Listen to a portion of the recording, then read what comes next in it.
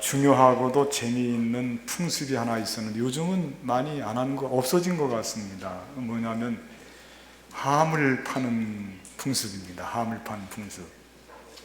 결혼 날짜가 정해지면, 결혼 날짜를 정하기 전부터 예전에는 이 함을 갖고 가서 결혼 날짜를 정했다는 이야기가 있습니다.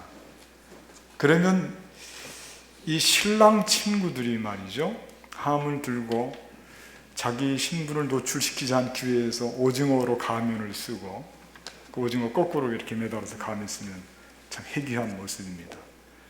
그리고 신부 집으로 이 신랑 친구들이 찾아가는 것입니다. 대략 날짜는 정해집니다. 그런데 문제는 언제 올지 시간은 정해져 있지 않습니다. 그래서 신부집에서는 초저녁부터 늦은 밤까지 비상이 걸립니다. 비상이 걸립니다.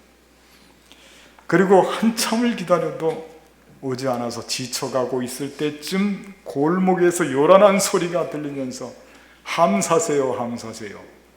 그는 그때부터 우당탕탕 이 신부집에서 급하게 내려가서 거기서부터 이제 실랑이를 합니다. 한값을 어떻게 할 것이냐 놓고, 그리고 그 신랑 친구들이 어떻게 거기서 요령을 피워서 충분한 함값을 받아내고, 그날 저녁은 그걸 가지고 푸지게 축제를 이제 치르는 것입니다. 그 재미가 참 좋았고, 그래서 이 저녁에 함 사세요 소리가 들리면 어떤 집에서 조금 있으면 결혼식이 있겠구나, 자연스럽게 홍보도 되고 그랬습니다. 오늘 성경 말씀 본문에서는 우리와 조금 대조적으로 신랑 친구가 나오지 않고 신부 친구들이 나오고 있는 그런 유대 나라의 이 결혼 풍습을 소개하고 있습니다. 물론 예수님께서 예화로 들고 있는 말씀입니다. 신부 친구들이 신랑을 맞이하는 풍습인데 10명을 정합니다. 10명을. 더 이상 정하지도 않습니다. 왜 그러냐면 10명이라고 하는 것은 온전하게 채워졌다, 그런 뜻을 가지고 있기 때문에 그렇습니다. 그리고 이 10명의 신부의 친구들은 마치 신부 자신과 같은, 자기 분신과 같은 그런 아주 친밀한 사람들로 정합니다. 그러니까 신랑을 맞이하는 신부의 친구들은 마치 신부가 신랑을 맞이하는 것과 같은 그런 동급으로, 그런 의미를 가지고 맞이하는 것입니다. 그런데 이들이 신랑을 맞이할 때 꼭 지켜야 되는 한 가지 규칙이 있는데, 그건 등불입니다. 일종의 횃불 같은 등불인데, 만일 이 등불이 준비가 되어 있지 않으면 신랑을 맞이할 때 많은 오해가 생깁니다. 등불이 준비되어 있지 않으면 도둑으로 오해받을 수도 있고, 강도로 오해받을 수 있고, 자기 신분이 누군지 노출이 되지 않기 때문에, 그리고 오는 신랑을 영접하고 싶지 않다, 그런 거부의 표시도 나타내는 것이기 때문에 반드시 신랑을 맞이하는 처녀들은 등불, 그것도 켜있는 상태로 등불을 가지고 있어야, 그래야 신랑을 맞이할 수가 있는 것입니다. 여기서 우리가 꼭 중요하게 다룰 것은 등불이 꺼져 있지 않고 켜져 있어야 된다고 하는 것. 켜져 있어야 된다. 그런데 이들에게도 한 가지 문제점이 있습니다. 신랑이 오는 날짜는 알고 있습니다. 그런데 언제 올지 시간은 모르고 있습니다. 시간은. 날짜는 알고 있는데 시간을, 초저녁에 올지 늦은 밤중에 올지 시간을 모르고 있습니다. 이 오는 것은 신랑 마음입니다. 언제 올지는. 물론 예측은 가능합니다. 언제쯤 올 것이다. 그래서 이를테면 등불이 한 3분의 2 정도 타오를 때쯤 되면 대부분 신랑이 나타나도록 각본이 짜져 있다. 그러니까 불이 한참 붙어서 뒤로 갈 때쯤 되면 신랑이 나타나는 것이 보통 예라고 한다면, 그때쯤 되면 신랑이 와야 되는데, 그런데 가끔씩 무슨 일이 생겨서 예상이 빗나갈 때가 있단 말이에요. 오늘 본문이 지금 그것을 다루고 있습니다. 우리가 예상하는 시간에 예수님 오시는 것은 분명히 맞는데, 신랑이 오시는 것은 분명히 맞는데, 예상하는 시간에 오지 않고 계시는 거예요. 거기 문제점이 생긴 겁니다. 그래서 등불을 들고 있던 사람들이 등불이 타가면서 기다림에 지쳐서 졸게 되었습니다. 얼마쯤 졸았는지 알 수가 없는데 밖에서 소리가 납니다. 어떤 소리가 나냐면 신랑이 온다. 신랑이 깨라 이거예요. 신랑이 온다. 맞으러 나가야 되는데 불사 등불이 거의 꺼져가는 거예요. 등불이 보니까 내 것도 꺼져가고 당신 것도 꺼져가고 다 꺼져가는데 10명 중에서 5명이 등불이 꺼져가는 거예요. 나머지 5명은 그럼 어떠냐? 그들은 꺼져가도 별로 걱정하는 것 같지가 않습니다. 왜? 꺼져가는 등불을 살릴 수 있는 뭐가 있기 때문에, 기름이 있기 때문에 예비한 것이죠. 이 준비성. 참 저도 이 준비성이 많지가 않아서 어디를 가게 될 것 같으면 저는 준비를 잘 못하고 우리 안사람이 준비를 챙겨주느라고 고생을 많이 합니다. 이 준비성이 있어서 등불과 기름까지 함께 준비한 사람들은 다행이었습니다. 예상대로 오지 않아도 마음이 불편하지 않았습니다. 오늘 이 비유가 우리에게 주는 교훈이 어떤 것일까? 오늘 여기에 우리가 집중해야 될 텐데, 등불을 밝히고 있어야 신랑을 맞이할 수 있다라고 하는 것이 교훈이에요. 등불을 밝히고 있어야 된다 이거예요. 조금 있으면 성탄절이죠. 지금 대림절 둘째 주일입니다. 예수님을 맞이하는 준비하는 시간들입니다. 어떻게 준비할 것이냐? 등불을 들고 있되 등불이 꺼지지 않도록 밝혀 있는 등불을 유지해야 된다, 그런 뜻입니다. 등불이 있어야 된다 이거. 등불을 밝히고 있는 문제가 왜 중요하냐면, 초대교회 당시에는 예수님이 언제 올 거라고 하는 대략적인 예상이 있었어요.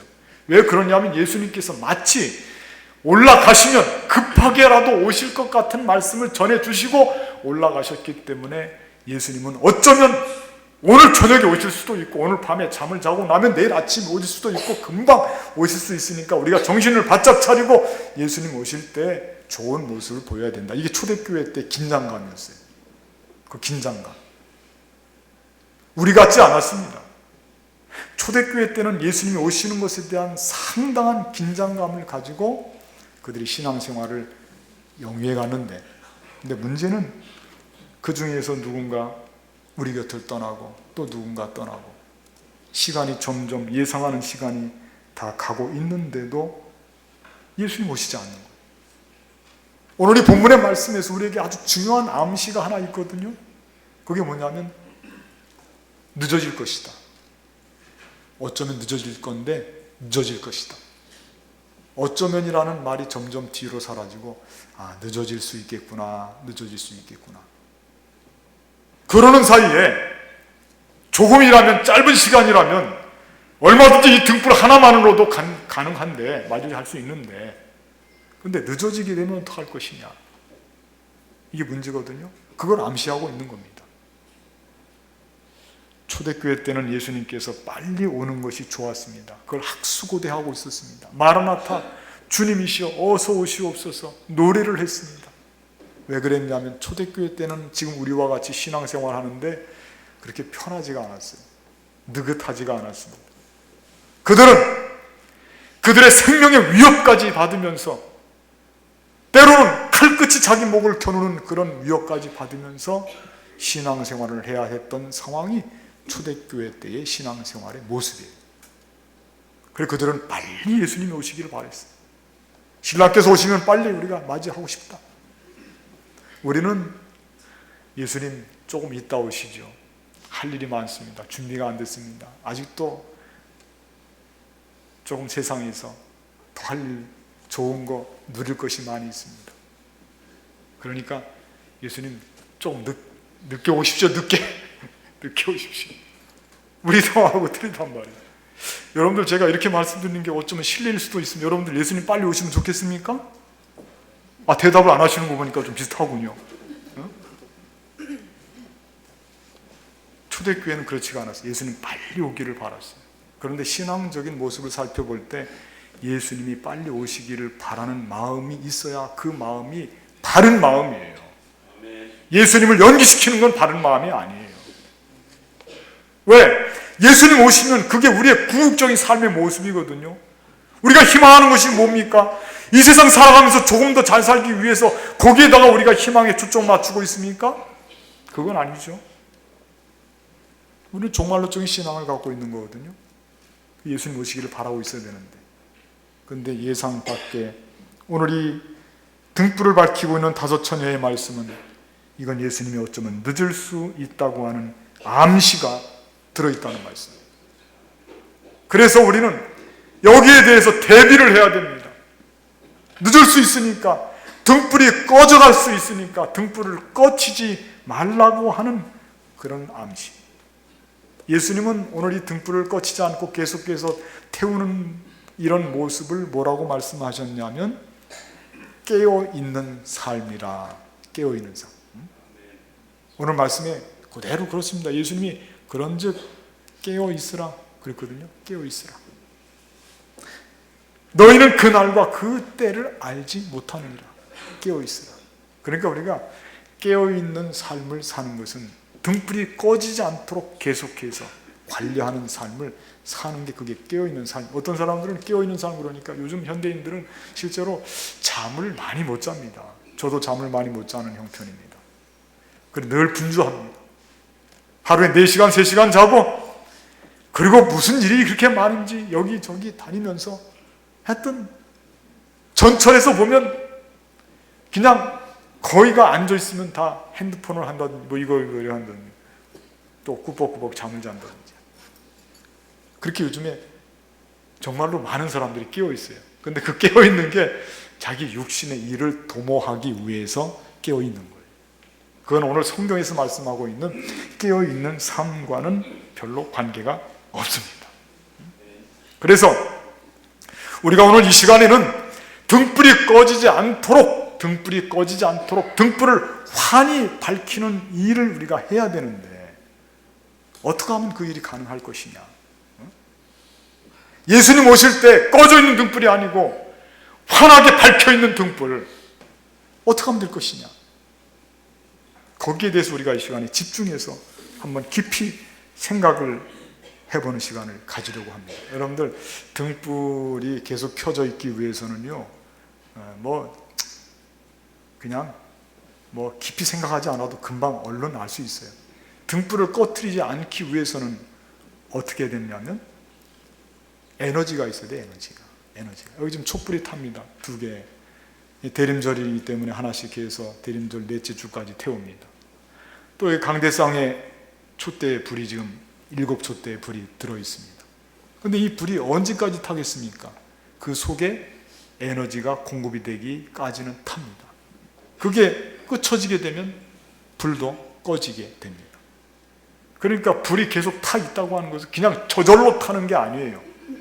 그 불을 태우기 위해서 누군가는 수고하고 어떤 힘은 발휘가 되고 거기에는 작용이 있어야 그 불이 계속 붙어 있는 거예요. 아무 작용 없이도 불이 타 있는 건 없어요. 그게 뭐냐? 그게 뭐냐면 성경에서는 그걸 보고 권능, 능력, 그렇게 말씀하고 있어요. 열정, 신앙으로 볼 때는 우리 신앙생활도 마찬가지 아닙니까? 신앙생활이 힘이 없어지고 신앙생활이 뒤로 물러나고 침륜에 빠지고 해이해지고, 왜 그러냐? 그 열정이 식어서 그렇단 말이에요. 그 신앙생활이 식어가는 것을, 그걸 막기 위해서는 신앙의 열정이 회복돼야 되는데 그 열정을 뭐라고 그러냐면 능력, 권능이라고 그런단 말이에요. 권능. 다이나믹이 있어야 돼요. 다이나미즘. 그래야 그것으로 우리의 신앙을 붙들 수가 있어요. 불이 꺼지지 않도록. 그러면 이 에너지, 이 열정, 다이나믹, 이 권능을, 그거를 어떻게 하면 우리가 계속해서 공급할 수 있느냐. 방법을 알아야죠. 예수님께서 제자들에게 그 중요한 부분을 가르쳐 주셨어요. 뭐라고 가르쳐 주셨냐면, 제가 그 말씀을 읽어드릴게요. 볼지어다 내가 내 아버지께서 약속하신 것을 너희에게 보내리니 너희는 위로부터 능력으로 입혀질 때까지 이 성에 머물라. 위로부터 능력이 입혀질 때까지. 권능이거든요. 아까도 말한 다이나믹입니다. 왜 이 성에 머물냐? 어떻게 하는 어떤 과정을 통해서 능력이 입혀지는데, 때와 기한은 너희의 알 바 아니요 오직 성령이 너희에게 임하시면 너희가 권능을 받고 예루살렘과 온 유대와 사마리아와 땅끝까지 이르러서 내 증인이 되리라. 아하, 그러니까요, 이 권능, 능력이 이게 만들어지는 것은 누가 임하시면 이 일이 되느냐 하면 위로부터 성령께서 임하시면 그 능력이 생긴다. 이게 중요한 거예요. 성령의 능력, 성령의 감동, 그게 관건입니다. 신앙생활 하면서 지쳐있고요, 힘들 때, 저도 마찬가지, 목회를 하다 보면 목회적인 일들이 많이 겹칠 때가 있습니다. 그리고 목사기 때문에 상당한 압박감을 받습니다. 목사니까 행동도 바로 해야지, 음식 먹을 때도 목사답게 먹어야지, 남기지 말아야지, 기도도 오랫동안 해야지, 또 옷도 품행단정하게 입어야지, 말도 조심하고, 사투리 쓰지 말아야지. 목사니까.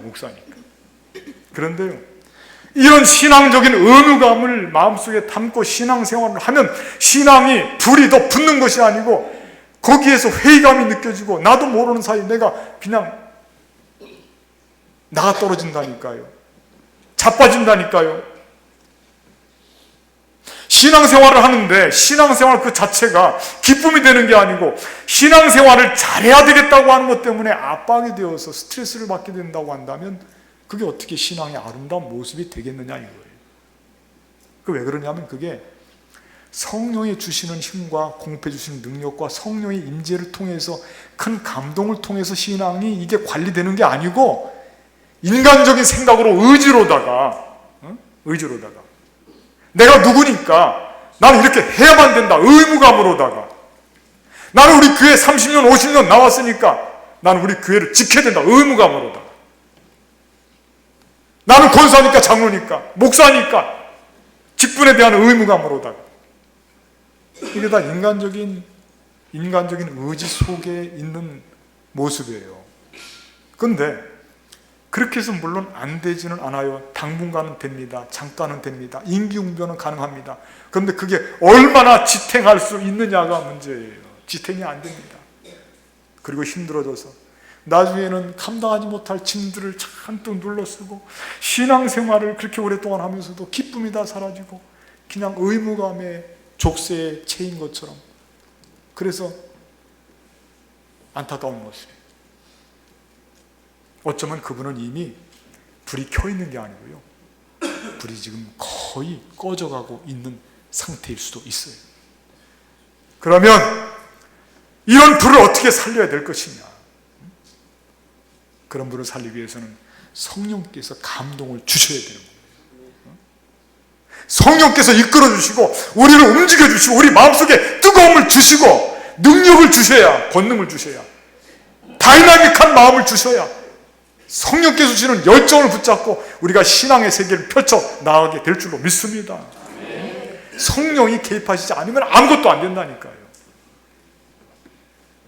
신앙생활은 의무도 아니고 도덕도 아니에요. 윤리도 아닙니다.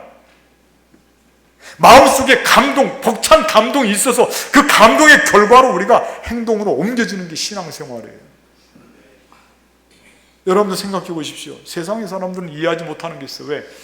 1년에 52주의 주일이 있는데 그 주일마다 신앙생활 하는 사람들은 매번 그 귀한 시간에 예배를 드리러 가서 예배를 드리는, 그거 그냥 1년에 대표적으로 성탄절, 부활절, 추수감사절 한 3번 드리면 어디 다른 데 가면은 어디 무슨 초파 이런 때만 가던데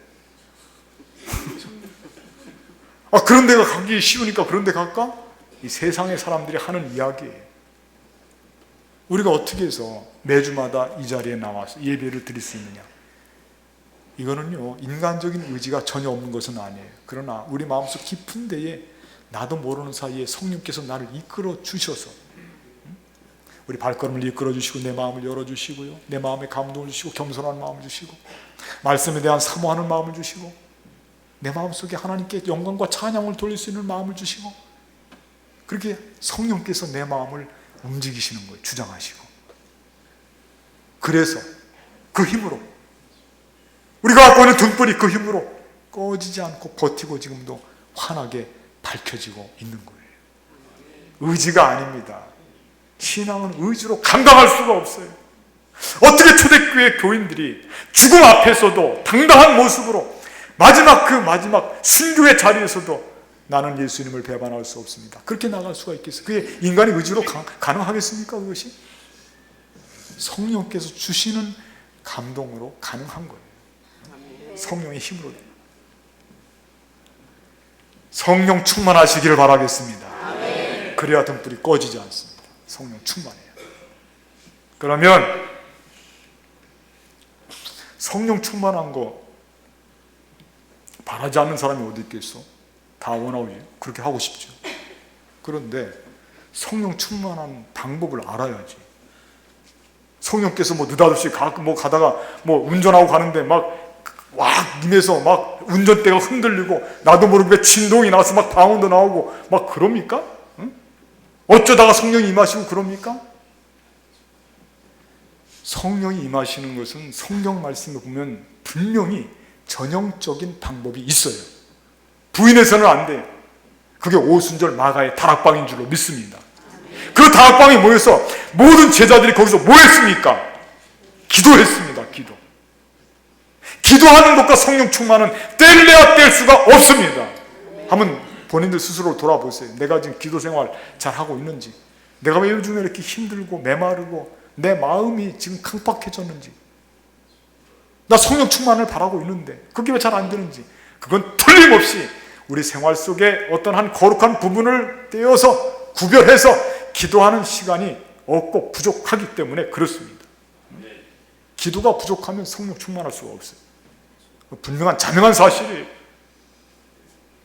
그냥 바쁜 일이 있고 어려운 일이, 힘든 일이 있고 감당하지 못한 일이 있을 때 어떻게 임기응변으로 그때만 하나님 바쁩니다, 큰일 났습니다, 도와주십시오, 그렇게 간당간당하게 간신히 등불을 유지하지 말고 늘 평소에 좀 성령 충만, 저를 한번 따라서 평소에 성령 충만합시다. 옆분들하고 한번 해보세요. 평소에 성령 충만합시다 해보세요. 자, 인사 한번 해보세요. 평소에 성령 충만합시다. 그러기 위해서는 뭐 해야 돼요? 평소에도 기도 열심히 해야죠. 제가 예전에 지금도 그 버릇을 못 버렸는데, 이 자동차도 기름이 없으니까 완전히 먹통이더라고요. 기름이 없으니까 자동차도. 제가 참 자동차를 운전하다가 얼마나 마음이 그런지, 기름이 그게 다 이게 텅 비었다고 또 속으로 또 써야 되구만 또. 아유 참아. 응? 기름이 다 앵꼬 나면 거기에 빨간 불이 들어오잖아요. 그러면 한 30km 이상은 갈 수 있잖아요. 여러분들 저랑 틀리군요. 저는 그렇게 알고 있어요. 그래서 그 불이 들어와도 별로 염려가 안 돼요. 왜냐하면 30km 정도 갈 수 있으니까. 그런데 제가 한번 낭패를 가는데 하필이면 제가 시골길로 갔단 말이에요. 시골길로. 깜깜한 밤중에. 서울 같으면 가다가 24시간 주유소가 문도 열어져 있고 밤늦게도 열어져 있고 아무 걱정이 없죠. 그런데 가는 길이 시골길인데 밤중 11시가 넘어서인데 30km 가야 되는데 점점 가도 주유소가 나와야지. 응? 한 곳이 나오긴 나왔는데 불을 꺼놨습니다. 보니까 30km 넘어가는 것 같습니다. 좀 있으면 이제 큰일 났습니다. 가서 문을 꽝꽝 두드리고 주유소 주인을 불러가지고 기름 좀 넣어주시오. 그래서 간신히 제가 살았습니다. 얼마나 어리석은지 몰라요. 제가 예상으로는 30km 정도는 넉넉히 목적지까지 갈 수 있을 것이다 생각을 했는데 우리 예상 밖의 일이 얼마든지 일어날 수 있다니까요. 신앙생활도 여러분들, 저를 좀 여러분들이 생각하시고 신앙생활도 좀 간당간당하게 하지 마세요. 간당간당하게 충만하게 채우시기 바랍니다. 성령으로. 그래야 불이 꺼지지 않고 주님 오실 때 맞이할 수 있다니까요. 신랑을 충만하게 채워서 기도하는 생활을 통해서 대림절 기간 동안 성령 충만하시고 오시는 주님을 환하게 등불 켜고 맞이하고 주님과 행복한 시간들을 누리시는 우리 모두의 삶이 되기를 주님의 이름으로 간절히 부탁을 드리겠습니다. 기도하시겠습니다.